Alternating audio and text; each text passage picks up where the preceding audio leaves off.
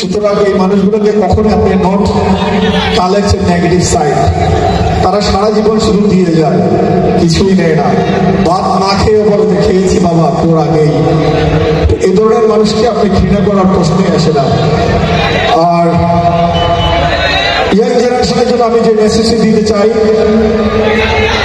ওরা জীবনে কিছু করতে না পারলেও আত্মহত্যা করার ডিসিশন নেয় না, কিন্তু যখনই মেয়েদের কাছ থেকে কষ্ট পায় তখনই আত্মহত্যা করার ডিসিশন নেয়।